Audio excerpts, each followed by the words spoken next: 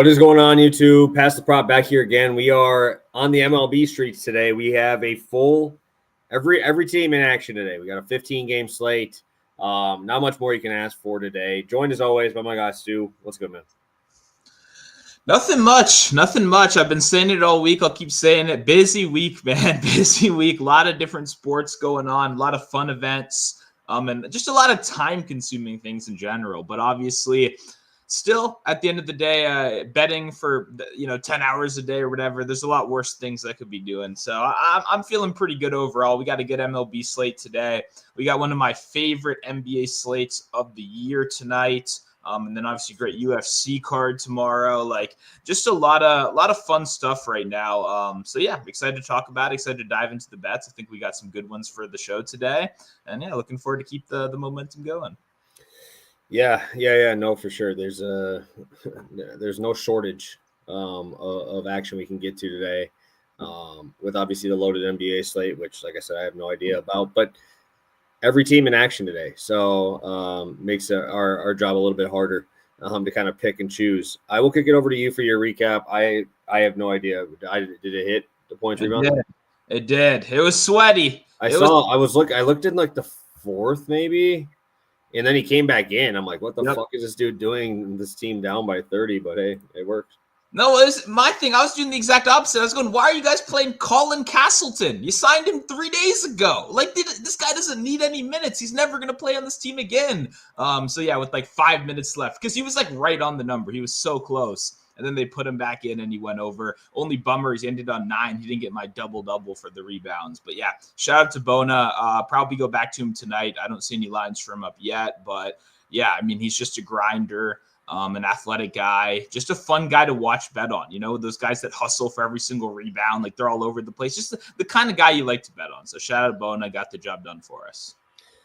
Yeah, no, big shouts, and that actually is a pretty big win for us, moving us over the 20-unit mark for the year. So obviously, when we look at the season as a whole, it's been pretty big. I don't think we have any bets today outside of your long shot in the NBA, but still.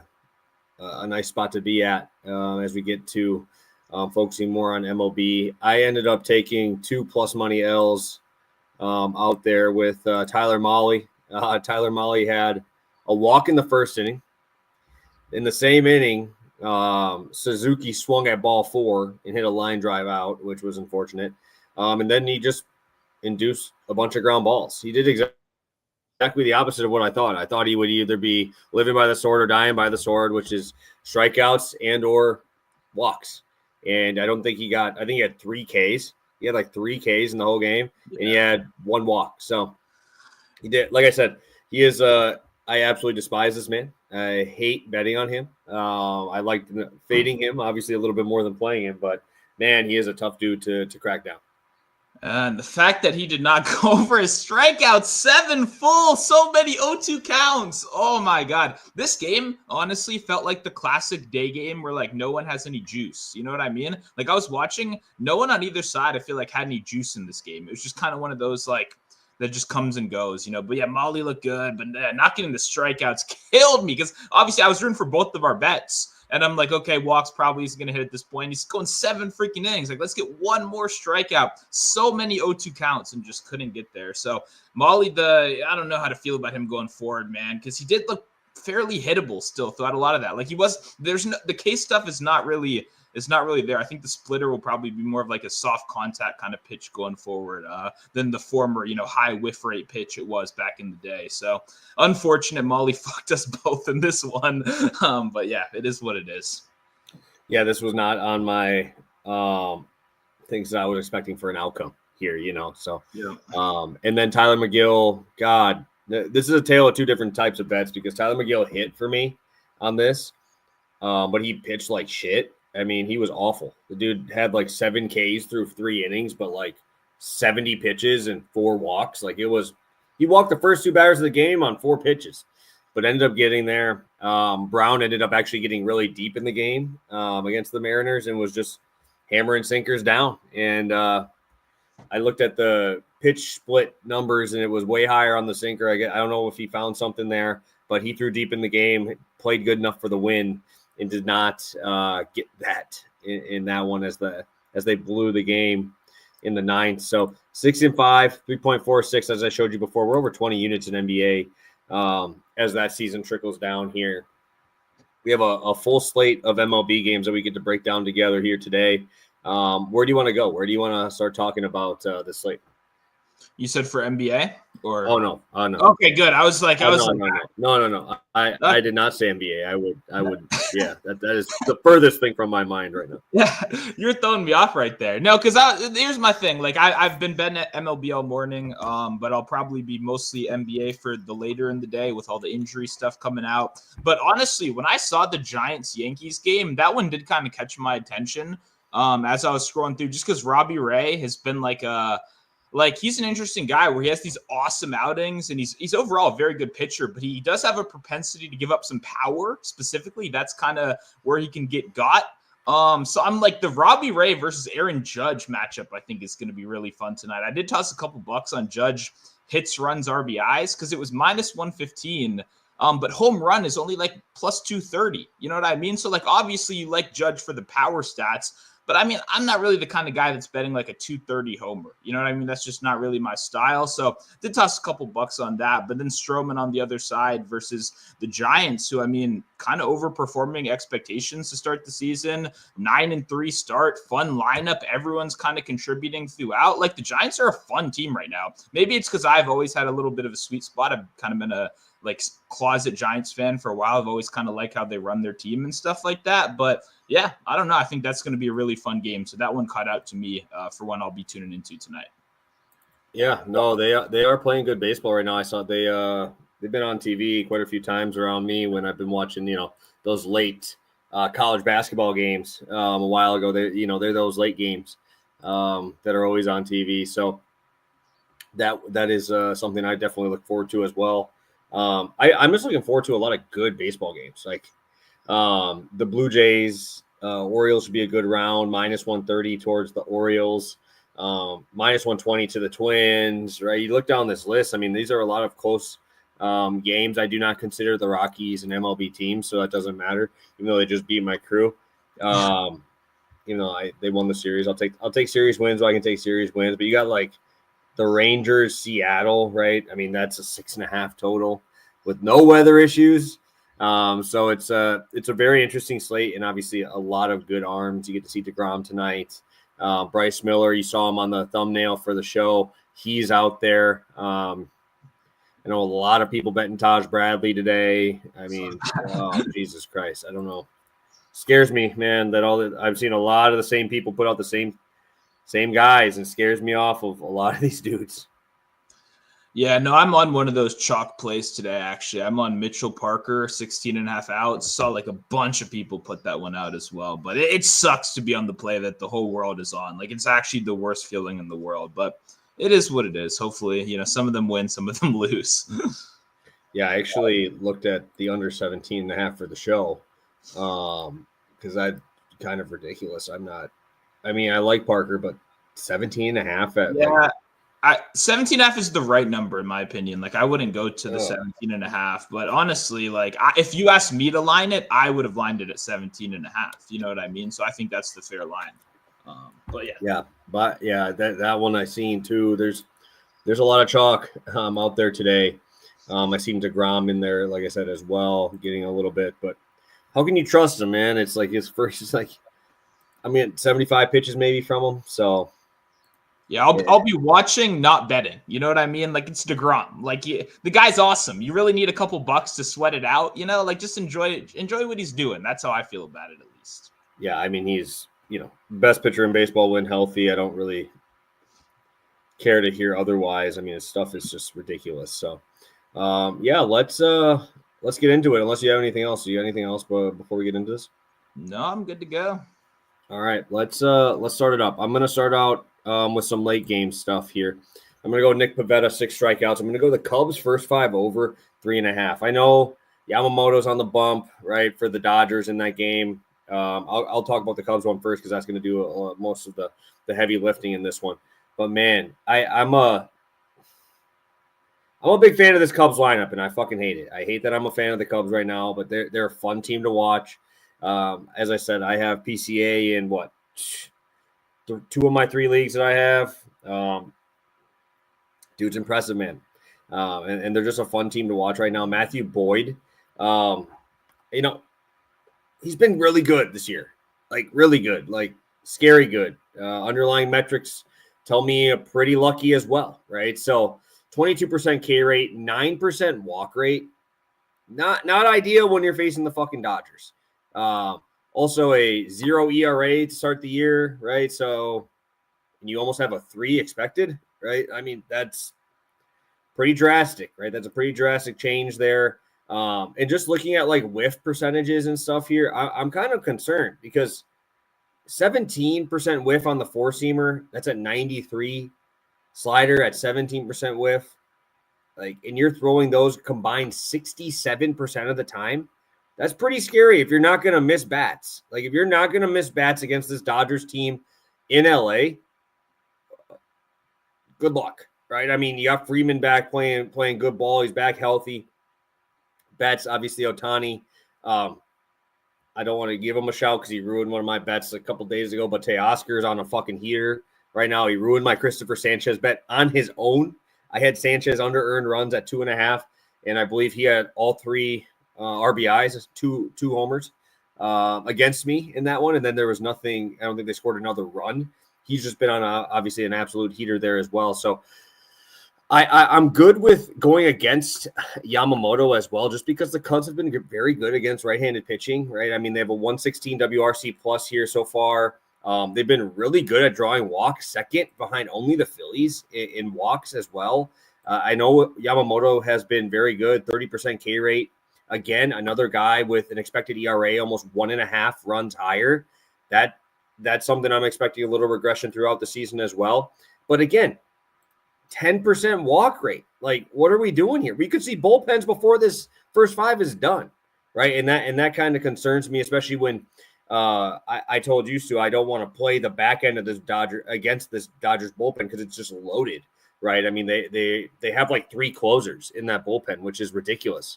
But yeah, I'm more leaning towards, the Cubs squeaking out 1 or 2. They're extremely fast on the base paths. I think that's going to be a way we get some runs here today is, getting on first, taking a walk, swiping second, right? You got Horner in the 6 hole. You got PCA in the 7 hole.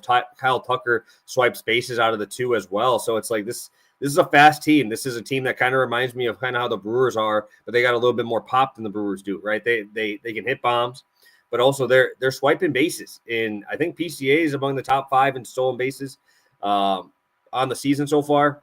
But it's always hard for me to trust a guy who is that heavily reliant on the splitter when it's like 30% and you have guys who steal bases, because that is a pitch that is very hard to catch and very hard to, throw guys out with. So I like this Cubs team. Pavetta's facing the best matchup you could probably ask for.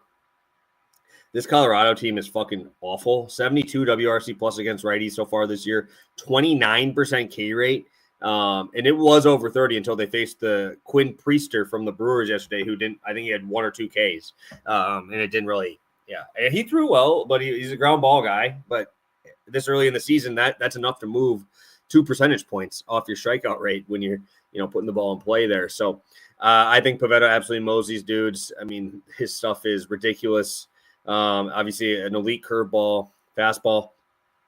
He loves to throw it up in the zone. I just don't think Colorado has the pop to hit it out in San Diego here, which has really been Pavetta's Achilles heel, right? Is giving up bombs. So sign me up. Hopefully Pavetta can keep throwing that ball in the zone. You should in a game like this against this team.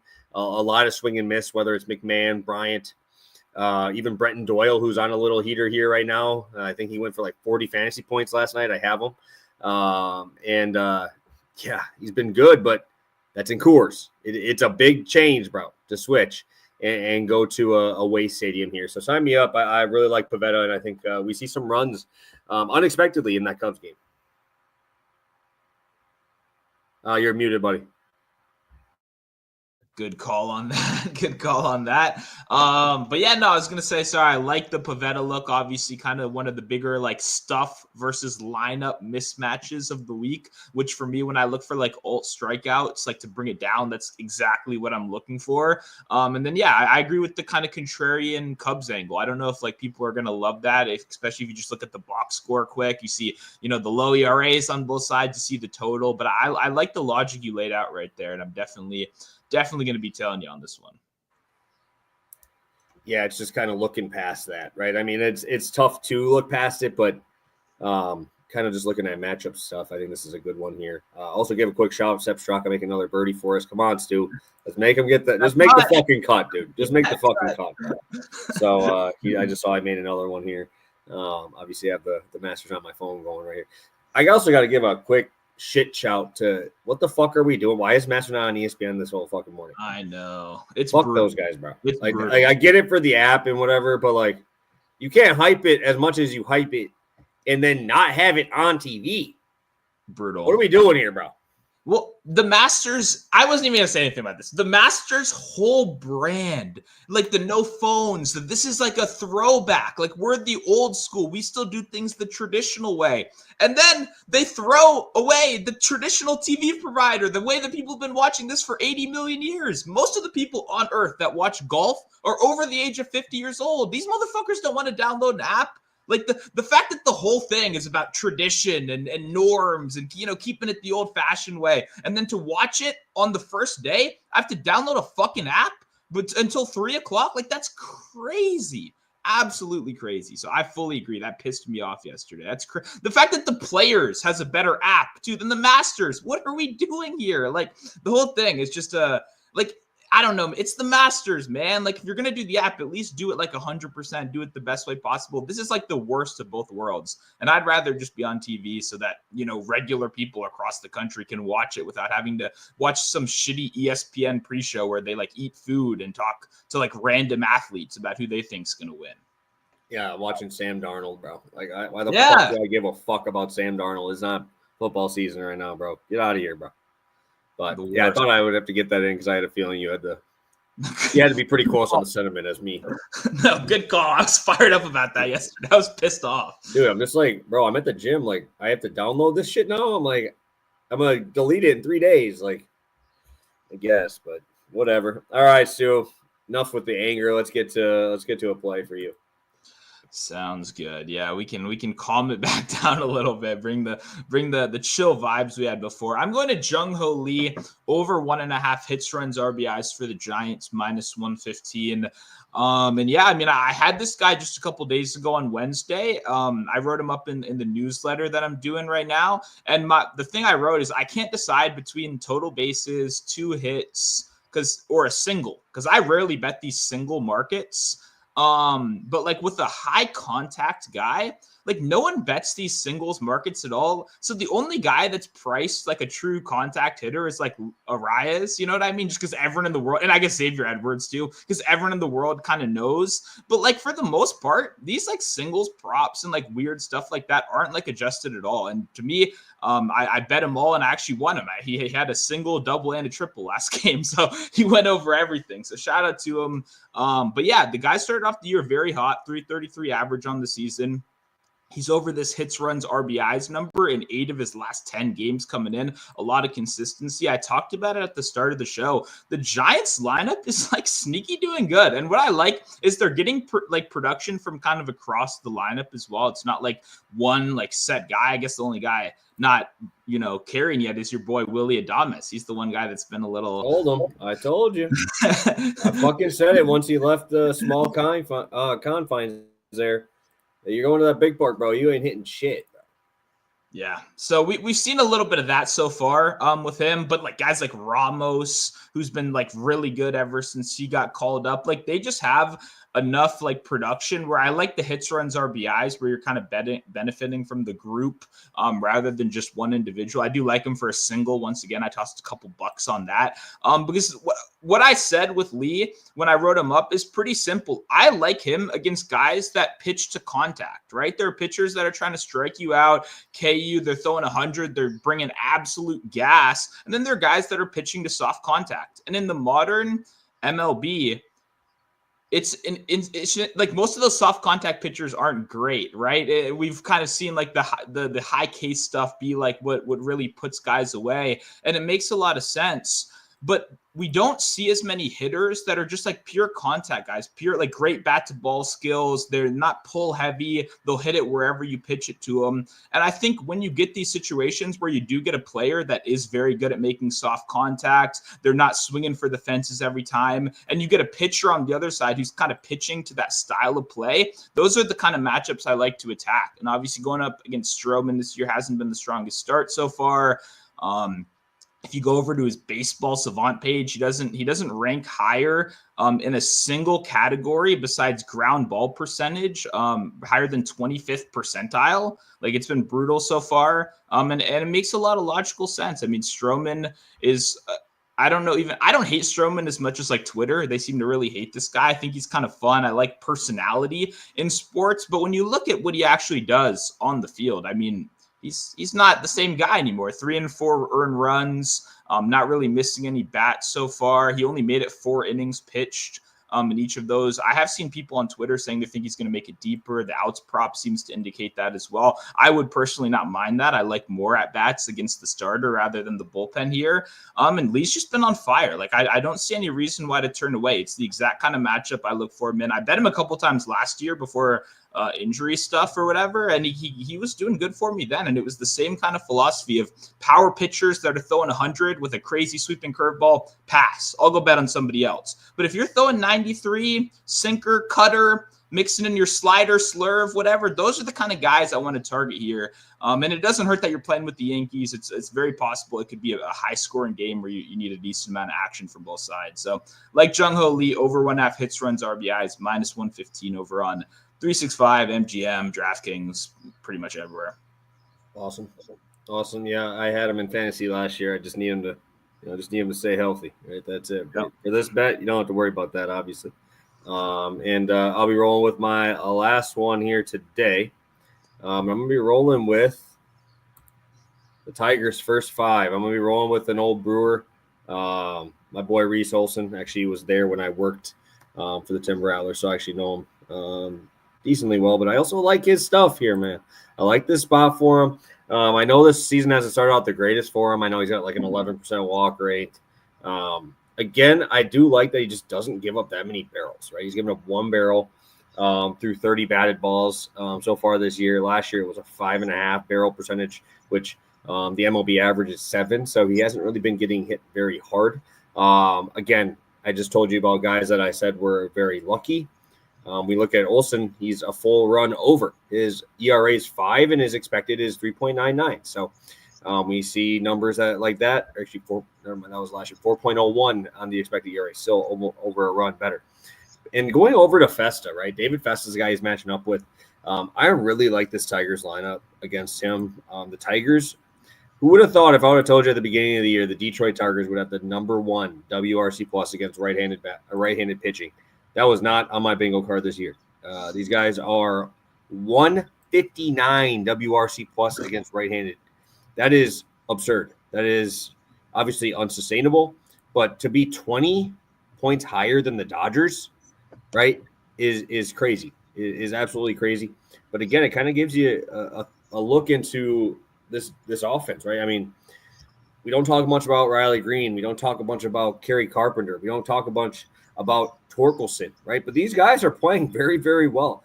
And a guy like Festa, just looking at his numbers last year, this is his first start of the year, right? So that is another reason I kind of want to go to this first 5 option, because I'm getting him, you're going to get those nerves, right? And you're getting him at home where he's actually been significantly worse. Last year in 34 innings, he had a 6.03 ERA. On the road, it was 3.6. And what I do like here is that second time through the order is where you get him, right? Third time through the order is where you get him. He's actually very good first time through.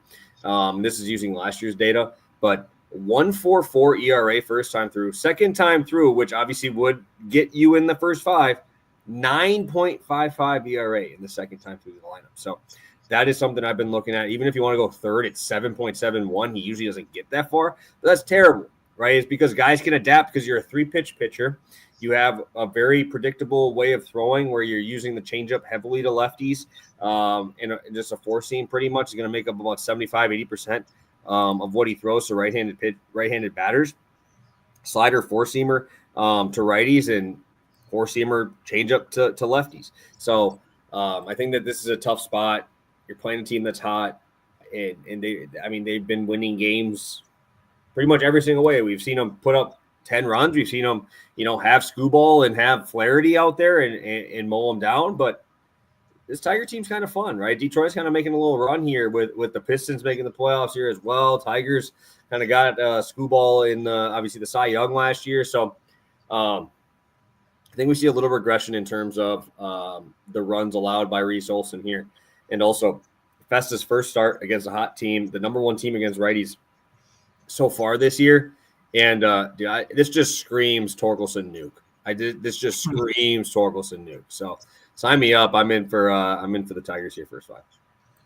Yeah, no, I mean, I've been really enjoying the Tigers' little run. I've got a lot of Michigan family, so it's obviously a team I root for a lot. I grew up rooting for them. I had Miguel Cabrera jersey, poster, all that stuff. So yeah, I mean, I'm a big proponent of what they've been doing. Torque, especially, he was a big talk of the town with the struggles last year and everything, and kind of not giving up on him. To just see him coming back up and killing has been great. And yeah, I saw Festa on the thing, and I got fired up because Festa last year, if you remember, he was like the fade god in the beginning of the year, and then kind of got it figured out a little bit towards the end. He evened out and like had a solid picture or a season or whatever. But I loved fading Festa last year. He obviously didn't make the roster to start the season. He didn't kill spring training or AAA either. I briefly looked at his numbers. Neither were good. Both were below average. So, I mean, it's not like he's coming in with some awesome form where he's been cutting up the minor. It's just okay. You know what I mean? And if you're just okay in spring, just okay in the minors, I don't know what confidence I'd have against a team that's kind of surging right now. So I'm with you. I like the Tigers here. And yeah, probably a Riley Green, hits, runs, RBIs would be pretty nice, I bet, as well. Yeah, and it kind of tells you a little bit here because it's even odds, -110 each side for the first 5, but it's -120 full game for the Twins. So, I mean, even if we get him only 2 times through the order, I feel pretty confident we're getting some runs in that second time through. So, yeah, feel great about this spot. I think it should be a little bit different pricing here for the first 5. But it's tough to give out any worse odds on this and still leave the full game number 30 cents different, that's already weird, but obviously there's a reason behind it. So, all right, Stu, let's get it rolling. We'll get a quick recap here. And I know you got a long shot for the people here as well.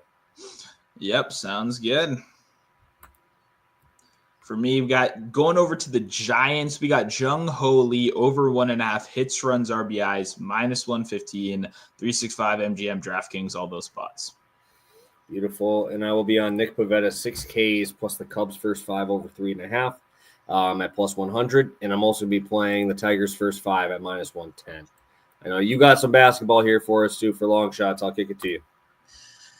Yeah, I wanted to add a little basketball flair in here because today is going to be crazy. I mentioned earlier it's one of my favorite days, final days of the season. There's really only 1 or 2 games that matter. I mean, well, technically today there's actually a couple more that matter. There's 4 or 5. But a lot of these teams, the Suns, are now officially eliminated, right?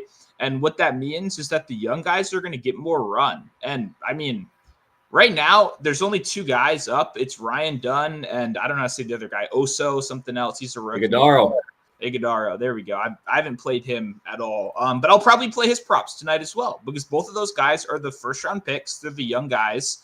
And they're the only ones that you have really any incentive to play. If you look at the rest of this roster, Devin Booker, it's all veterans. I mean, even the bench, it's guys that have Royce O'Neal. You don't need to see any more of Royce O'Neal. We all know Mason Plumlee. We need to see it. You know what I mean? It's all guys that are not has-beens, but they've been around forever. It's the time of year where you play those young guys heavy minutes. And Dunn has been playing really good with the starters. That was one of the better adjustments they made in the second half of the year.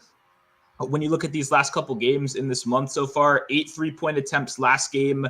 He had 5, 4, and 7 before that. The volume is good. And funnily enough, I'm really big in prospect stuff every year. I love the draft. I love betting on the summer league. Ryan Dunn is one of those guys I would have 100% started to be betting unders later in the year. If you looked at this guy's prospect profile, the shooting was disgusting. Like, this guy was like looked at as like a defense prospect that if he somehow learns to shoot, like, he'll be a really good pick. Like, that was a lot of the scouting when you looked at the NBA level. It reminded me of a guy that I bet unders on last year a lot, Ryan Rupert from France. When he came over, I was like, this guy just can't score at all. But Dunn, he's proven me wrong. He's been he's shooting 30% from three. That's not amazing, but the confidence has been there. The looks have been there. I mean, this form looks better than it did in college. Like, the reason I'm saying this is because it takes a lot for me to get to a guy like Dunn when I have such a mental image of all the data I've collected mentally about this guy, being that he's a defender, 3-and-D wing with shooting struggles, so not a prop I'd normally look to, but like I said, 7, 8, 5, 3-point attempts, like the volume is good. The opportunity is going to be good. And the props are still kind of priced. Like Devin Booker is going to play 35 minutes, which if Devin Booker does play, I think it's probably first half. If he somehow makes it to the third quarter, maybe the fourth quarter, no shot. You know what I mean? Just no shot. Like, it makes no. It's Spurs versus Suns. Both teams are eliminated. Like, this game means nothing. So right now, Dunn is one of the only props up for it. There is one more guy. I played him last game. They haven't listed it yet. I'm checking real quick. Gillespie. This guy, points and assist and then double-double will 100% be bets. I got it last game, even in more of a limited role. He was awesome. And I expect him to play very heavy minutes again. So I wanted to bring that up. Connor Gillespie as well for the Suns, 100% getting bets for me when his numbers come out tonight. But love Dunn for the threes. Took him a little bit for 2 steals at plus 130. I wish the price was better, but I still think he's a very good defender. And yeah, just going to be targeting a lot of these young players in these developmental roles and games that don't really matter. So Ryan Dunn definitely fits the bill for this one. Yeah, no issues from me on that. I did see a question here from our guy Thomas, and this makes it tough for me because I know Bubic has been a guy that people have liked playing early in the year. I still don't know if I trust that he will throw enough strikes. That has been an issue with him for a while. I know out of the pen, he was really good last year. They brought him out, and he was locked in, chucking gas down the middle. But in my head, I always remember his first 3 seasons where it's like 10, 11% walk rate. Maybe that's just me on those. But again, when the guy has a 0 ERA earlier this season, it's like, if you want to, like, that's fine. I'm worried that they're just going to walk him just because this lineup is not great. And he's got Manzardo behind him, which is lefty on lefty, which I like that matchup for Bubic in that spot. If I had to take a long shot here, I don't even know if I consider it a long shot. Like, I kind of like Robbie Ray walks today. Like, 4 walks is like plus 150 though. Like it's not even worth my time. So it's like, yeah. I think this dude is. I can't find an Alice prop for him. I need an Alice prop because I'm going to be hammering the under if it's 15.5 because I do not trust this man to throw the ball in the zone against this Yankee lineup. It kind of scares me, but yeah, I thought it'd get a little bit better price than a plus 175 on 4 walks. That's ridiculous. I don't think I've ever seen a line that low. Well, I was just trying to think. I don't know if I can remember a minus 175 on 2.5 because that's what that is as well. I don't think I've seen one that maybe 1 or 2, but that's one of the highest I can remember. So that kind of tells the story. And yeah, I'll be looking for that under outs as well if they ever post that. Yeah, I don't know, dude. It's just ridiculous. Like it's crazy, bro. I just can't get over looking at a number that low on a guy to struggle that bad, but definitely is in the cards for today's slate. So Stu, anything else from you today? We got about 20 guys left in here, popping in, seeing some MLB and your NBA long shot. Any thoughts here? Yeah, the final things, I'm just trying to think of a couple other spots that aren't out yet that you guys can target when they are out. Cam Whitmore and Reed Shepherd for Houston points against the Lakers should be really good tonight, especially like Reed Shepherd threes. If they post that, it came out like real last minute last game. But definitely like that spot right there. And then Lester Quinones, points and threes. I had him for 3, 4, and 5 threes last night, and he went 2 for 12 from 3. So obviously wasn't the best, but he's going to keep on chucking him up there like that look. And then Matas Buzelius, however you say his name, Matas Bulls. Obviously, he's been a starter all year. He's been a good player. I like him for 20 points. He cooked Washington earlier in the year, and honestly, I think he probably does it again. So figured I'd get those 3 out. The final thing I did want to say, I don't know. I wanted to get this out here on the show. UFC, we got a huge card this weekend. We've always been bringing it up at the end of our shows, and for the first time in a long time, I've got a Whale Hammer Max Mega Lock that everybody fucking hates, but I don't care. Michael Chandler will be deciding my week this weekend, plus 130 money line. He will be deciding my rent next month as well. We're going all in on Michael Chandler, baby. Big fan of that bet this week. I'd play it to like mine plus 110-ish. I don't think it'll get worse than that. But yeah, I wanted to bring it up. I'm huge on Michael Chandler this week. Not a UFC expert, never claimed to be one. I've watched every UFC card for the last like 2 or so years. Been casually watching for the 2 or 3 before that. So, you know, I'm not a pro. I'm not the best guy out there, but I'm just so freaking far off this line from where it is. And I get that. I get the reasons why. I get Chandler's so dumb, or not. Yeah, Chandler's so dumb. Like he could really fuck this up. But yeah, when you're that confident about something, no matter what, you got to back it up with your money, in my opinion. So figured I'd get that in here. Big Michael. If Michael Chandler loses, I will be in the Uber on the way home, not watching the main event. That's all you need. Guarantee it. I will be in the Uber on the way home. So, you know, it is what it is. Wanted to get that in there before we signed off. Yeah, I wish I could bet it with you. I just hate Michael Chandler. Not even the fight. I just hate him as a person. So yeah, it's pretty common. I just don't like him. Like I don't like Patty either, which is we've had this discussion already where it's like I don't hate the bet. I just hate both of them. So I almost just want to take an under just to see somebody get fucking flatlined. And yeah, I don't know.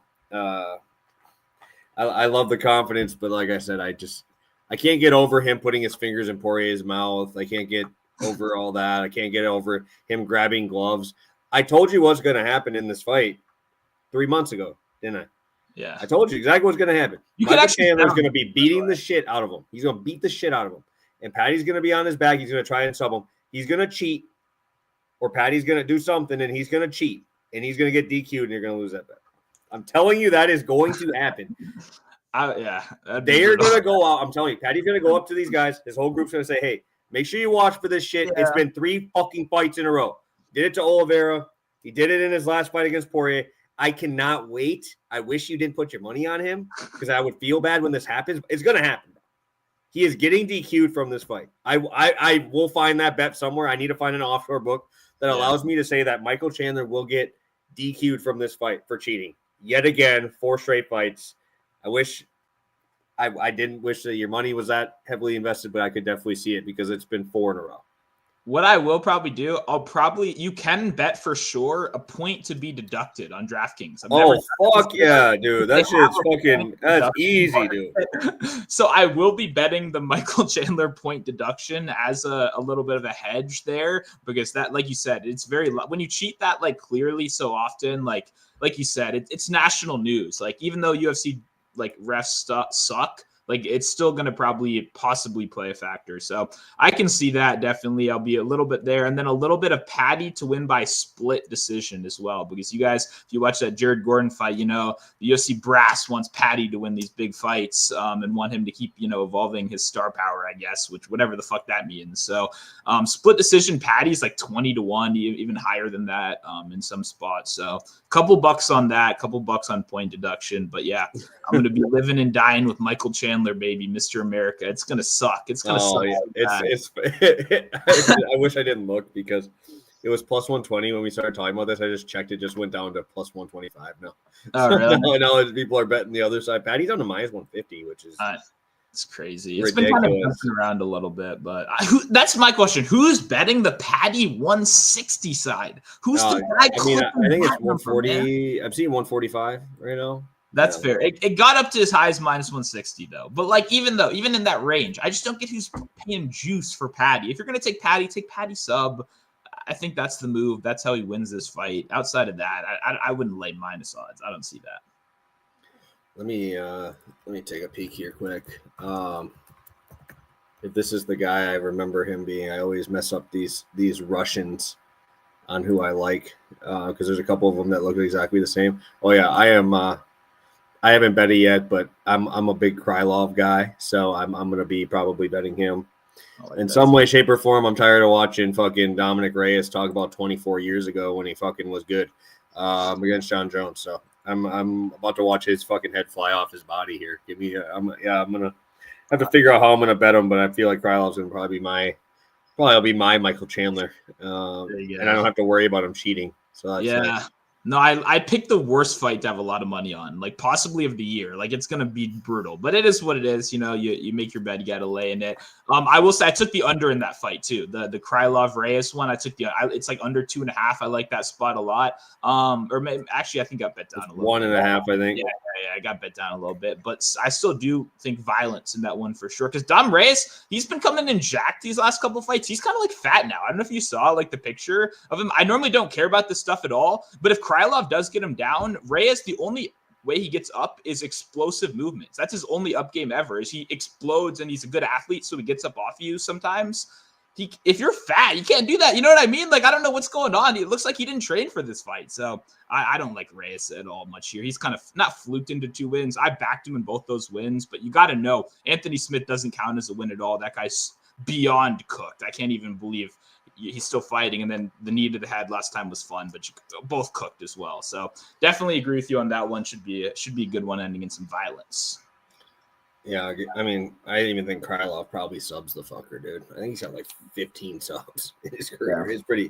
It's pretty wild. So, all right, for your sake, I hope Chandler wins. But I'm telling you right now, it's a DQ, bro.